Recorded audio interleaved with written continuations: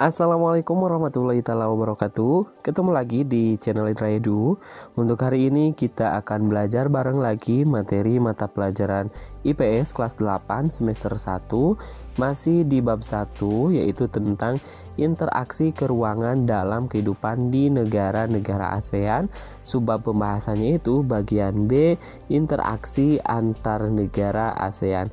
Baik, sebelum memulai pembelajaran, jangan lupa persiapkan dulu bukunya, pulpennya, dan jangan lupa tekan tombol subscribe terlebih dahulu, like, komen, dan boleh share kepada teman-temannya, teman-teman kelas yang lainnya, supaya kita semua bisa menebar manfaat yang lebih banyak lagi.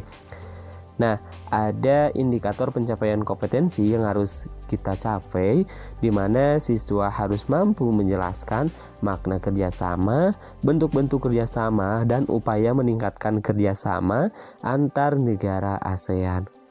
Nah, langsung saja. Yang pertama, pembahasan yang pertama yaitu pengertian faktor pendorong dan penghambat kerjasama. Nah, kalian tentunya tahu mengenai kegiatan SEA Games yang diadakan setiap 2 tahun sekali. Lalu, apa latar belakang dan tujuan diadakannya SEA Games? Apakah terdapat bentuk kerjasama dalam pelaksanaannya atau tidak? Nah, hubungan antar negara ASEAN semakin diperlukan seiring dengan munculnya berbagai macam kebutuhan yang berbeda-beda dari tiap-tiap negara anggota. Kebutuhan misalkan kebutuhan sosial, kebutuhan politik, kebutuhan ekonomi, maupun bidang lainnya menuntut suatu negara untuk berperan aktif dengan melakukan kerjasama antar negara ataupun dengan dunia internasional.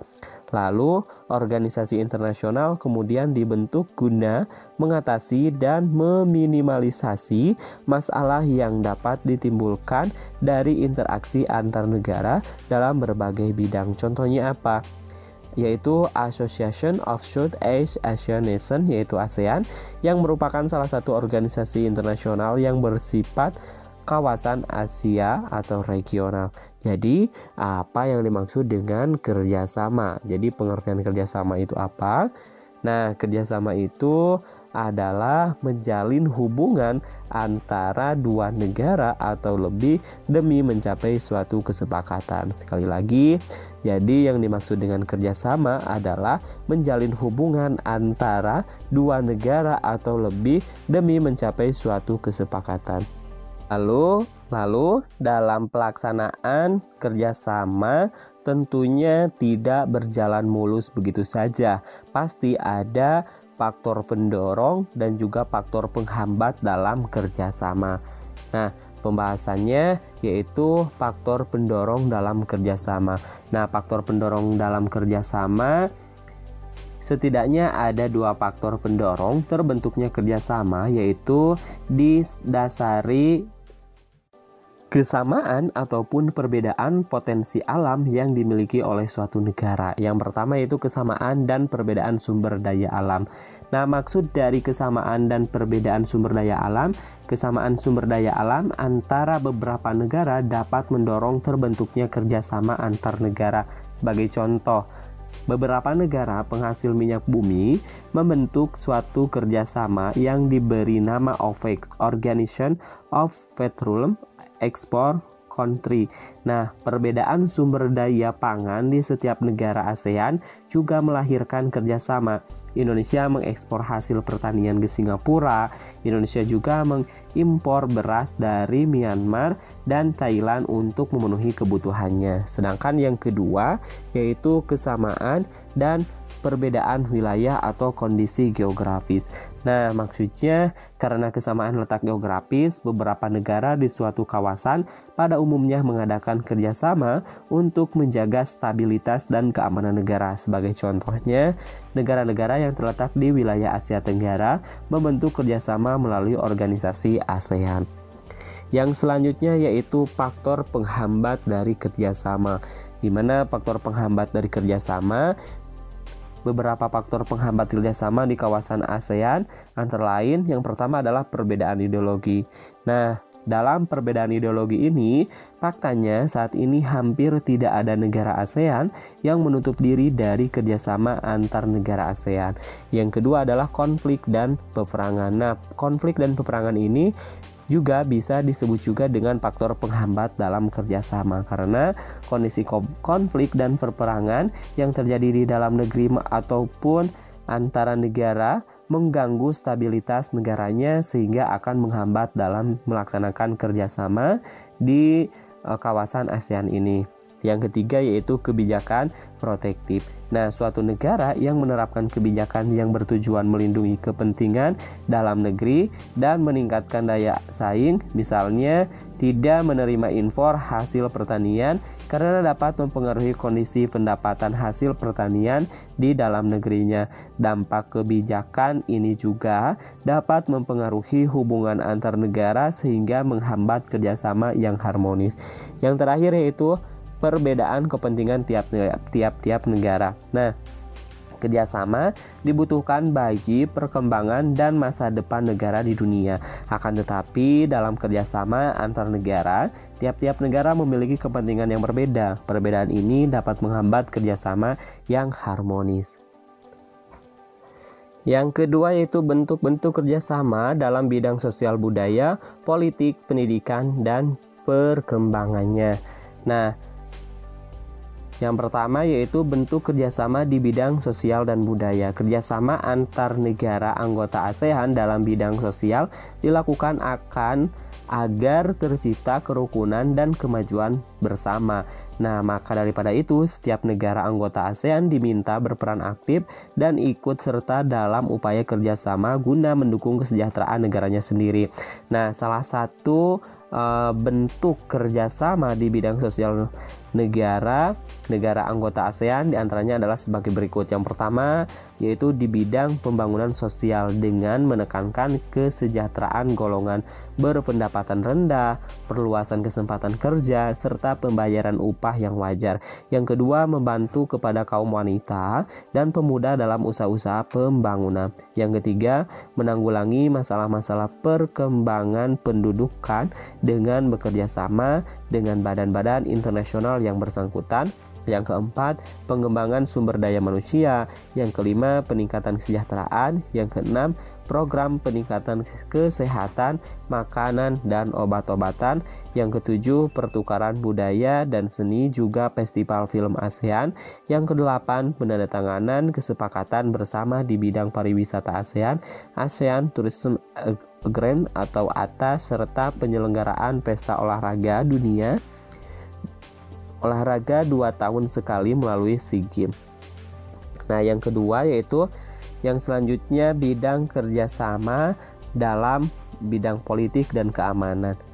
Nah, kerjasama dalam politik ini ditujukan untuk menciptakan keamanan, stabilitas, dan perdamaian antar negara di ASEAN. Nah, ada beberapa contoh nyata kerjasama politik dan keamanan adalah yang pertama adalah Traktat Bantuan Hukum Timbal Balik di bidang pidana. Yang kedua adalah Konvensi ASEAN tentang Pemberantasan Terorisme. Yang ketiga yaitu Pertemuan Para Menteri Pertahanan yang bertujuan mempromosikan perdamaian dan stabilitas kawasan melalui dialog serta kerjasama di bidang pertahanan keamanan. Yang keempat adalah penyelesaian sengketa Laut Cina Selatan. Yang kelima, kerjasama pemberantasan kejahatan lintas negara yang mencakup pemberantasan terorisme, perdagangan obat terlarang, pencurian uang, penyeludupan, dan perdagangan senjata ringan dan manusia, bajak laut, kejahatan internet, dan kejahatan ekonomi internasional. Yang terakhir yaitu kerjasama di bidang hukum, bidang migrasi dan konsekuleran, serta kelembagaan antar parlemen. Yang ketiga, yang terakhir yaitu bentuk kerjasama di bidang pendidikan. Nah, kerjasama bilateral maupun multilateral di bidang pendidikan terus dilakukan oleh negara-negara ASEAN demi tercapainya tujuan peningkatan kualitas pendidikan di Asia Tenggara dan meningkatkan daya saing internasional. Salah satu bentuk kerjasamanya negara-negara ASEAN dalam bidang pendidikan yaitu Yang pertama, salah satu contohnya adalah penawaran beasiswa pendidikan. Contohnya, Singapura memberikan beasiswa latihan pengelolaan jasa pelabuhan udara, terus juga kesehatan dan keselamatan kerja, industri, komunikasi bahari, dan lain-lain. Contoh lainnya, Indonesia memberikan beasiswa pendidikan kedokteran, bahasa dan seni kepada pelajar negara-negara anggota ASEAN dan kawasan negara berkembang. Yang selanjutnya adalah ASEAN Council of Teacher Convention atau ACT di Sanur, Denpasar pada Sabtu tanggal 8 bulan 12 2012 dengan tema ASEAN Community Teacher Professionals for Quality Education and Humanity. Pada pertemuan ini hadir organisasi guru dari Indonesia, Brunei Darussalam, Malaysia, Filipina, Singapura, Thailand, Vietnam, serta Korea Selatan. Yang selanjutnya yaitu negara-negara ASEAN memanfaatkan beasiswa untuk belajar di berbagai universitas di negara-negara ASEAN dan Jepang atas biaya yang diberikan oleh ASEAN Japan Scholarship Fund, dana beasiswa ASEAN Jepang. Yang terakhir yaitu Olimpiade di bidang pendidikan, sering diadakan pada taraf regional Asia Tenggara. Contohnya, Pertamina menyelenggarakan Olimpiade Sains Nasional OSN 2015. Yang ketiga yaitu pengaruh kerjasama dalam bidang ekonomi, sosial politik, budaya, dan pendidikan terhadap kehidupan di ASEAN. Yang pertama yaitu pengaruh perubahan ruang dan interaksi antar ruang terhadap keberlangsungan kehidupan ekonomi di negara-negara ASEAN. Nah, para pemimpin ASEAN sepakat membentuk sebuah pasar tunggal di kawasan Asia Tenggara pada akhir 2015. Kesepakatan ini dilakukan agar daya saing ASEAN meningkat serta bisa menyaingi Tiongkok dan India untuk menarik investasi asing. Penanam modal asing di wilayah ini sangat dibutuhkan untuk memperluas lapangan pekerjaan dan meningkatkan kesejahteraan. Pasar tunggal ini disebut dengan istilah masyarakat ekonomi ASEAN, MEA. Secara bertahap, MEA membuka peluang satu negara menjual barang dan jasa dengan mudah ke negara-negara anggota ASEAN. Selain itu juga akan dibentuk pasar tenaga kerja profesional seperti dokter, ahli keteknikan, guru, akuntan, dan yang lain-lain. Yang kedua yaitu pengaruh perubahan ruang dan interaksi antar ruang terhadap keberlangsungan kehidupan sosial di negara-negara ASEAN. Nah, kehidupan sosial sangatlah dinamis. Kondisi dan status sosial masyarakat Asia Tenggara yang berbeda dan hidup berdampingan terkadang memunculkan pertentangan karena perbedaan kepentingan. Masalah-masalah kemanusiaan banyak terjadi akibat interaksi sosial yang masih dipengaruhi sekat-sekat kepemimpinan. Nah, maka daripada itu, ASEAN menghimbau negara-negara anggotanya agar menerima dan sementara para manusia perahu itu atas pertimbangan kemanusiaan. Jadi pada tahun 2015, ribuan pengungsi warga Myanmar membanjiri negara-negara tetangga yaitu Malaysia, Thailand, dan Indonesia dengan menggunakan perahu pengungsi.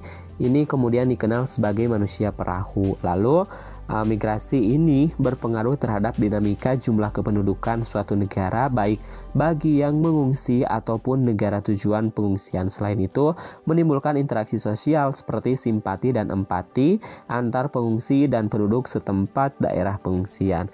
Yang ketiga yaitu pengaruh perubahan ruang dan interaksi antar ruang terhadap keberlangsungan kehidupan budaya di negara-negara ASEAN.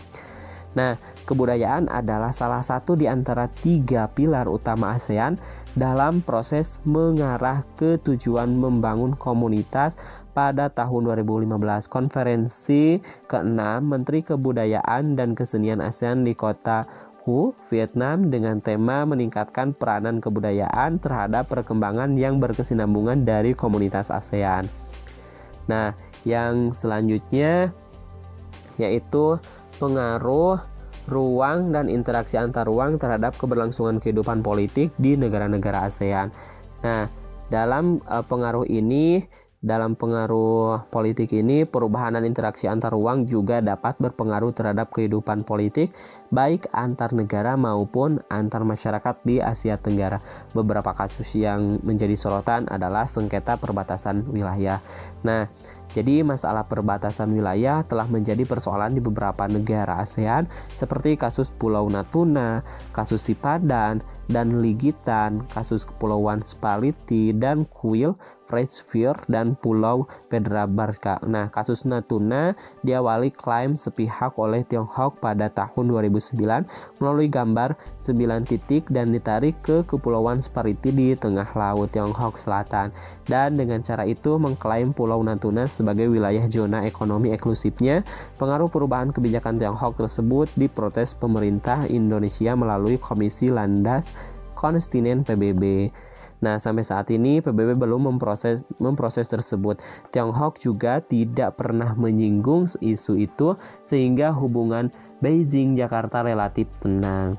Nah, yang selanjutnya adalah contoh dari beberapa kasus yang menjadi sorotan, yaitu pekerja migran. Nah, pesatnya laju globalisasi meningkatkan jumlah pekerja migran dari berbagai negara. Banyaknya pekerja migran ini memerlukan aturan perlindungan hak dan kewajiban yang selayaknya disepakati oleh negara-negara asal dan negara tujuan. Nah, bagi ASEAN, kasus tersebut menjadi perhatian tersendiri. Beberapa negara ASEAN menawarkan untuk menyusun peraturan terkait sistem rekrutmen, penempatan kerja, dan besaran upah yang diberikan. Salah satu contohnya adalah penguatan kerangka kebijakan regional bagi perlindungan pekerja migran, yaitu fokusnya adalah bantuan teknik kepada kelompok kerja ASEAN tentang pekerja migran yang terdiri dari serikat pekerja, organisasi non-pemerintah, organisasi pekerja migran, dan akademisi untuk melakukan advokasi, lobby, menyusun rancangan, dan menyelenggarakan konsultasi regional dan nasional mengenai deklarasi ASEAN. Nah, yang selanjutnya yaitu penguatan aliansi regional bagi perlindungan pekerja rumah tangga migran.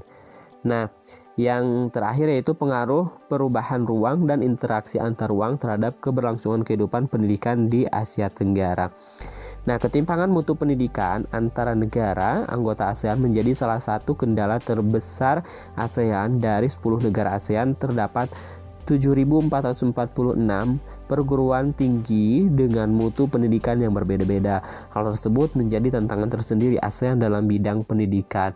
Kualitas pendidikan dan lulusan yang kompeten mengubah paradigma pendidikan di setiap negara. Objek pelajaran, metode pembelajaran, dan guru yang kompeten menjadikan masyarakat negara-negara ASEAN, terutama pelajar, akan mengakses informasi dan belajar untuk meningkatkan pendidikannya tentunya ya. Jadi secara khusus menghadapi masyarakat ekonomi ASEAN, pemerintah Indonesia berupaya memberikan kesempatan kepada lembaga pendidikan melakukan reformasi menyeluruh dengan sistem pendidikan. Salah satu contohnya yaitu meningkatkan mutu pendidik baik bagi dosen atau guru melalui proses sertifikasi, akreditasi, standarisasi pendidikan, peningkatan gaji dan kesejahteraan pendidik, serta rekrutmen pendidik yang profesional. Yang terakhir yaitu upaya-upaya meningkatkan kerjasama di antara negara-negara anggota ASEAN. Upaya meningkatkan kerjasama antar negara-negara ASEAN yang telah tergabung melalui 3 pilar ASEAN dalam rangka pembentukan masyarakat ASEAN tahun 2015 terus ditingkatkan ya. 3 pilar tersebut yaitu kerjasama dalam bidang politik, keamanan, ekonomi, dan sosial budaya. Lalu deklarasi dari adanya upaya-upaya untuk meningkatkan kerjasama, yaitu merupakan komitmen ASEAN untuk meningkatkan. Yang pertama adalah pengetahuan dan keterampilan perempuan dalam bidang lingkungan. Yang kedua adalah akses kepemilikan dan kontrol terhadap sumber daya, dan pembuatan kebijakan strategi dan program mengenai lingkungan berkelanjutan untuk perempuan terutama yang berasal dari kelompok rentan ya. Nah, lalu apa tugas kita sebagai generasi penerus bangsa? Jadi, kita sebagai penerus bangsa harus melangkah lebih jauh lagi dengan pembenahan atau pembentukan tiap-tiap lini pilar Pembenahan ini meliputi pembenahan dalam struktur politik, kekuatan penegakan hukum dan militer, penyatuan visi dan semangat kultural, pembenahan kesejahteraan sosial, dan juga penguatan ekonomi dan daya saing produk kita. Sekian dan terima kasih, semoga bermanfaat. Sampai ketemu di video pembelajaran selanjutnya. Tetap jaga kesehatan. Kami akhiri. Assalamualaikum warahmatullahi wabarakatuh.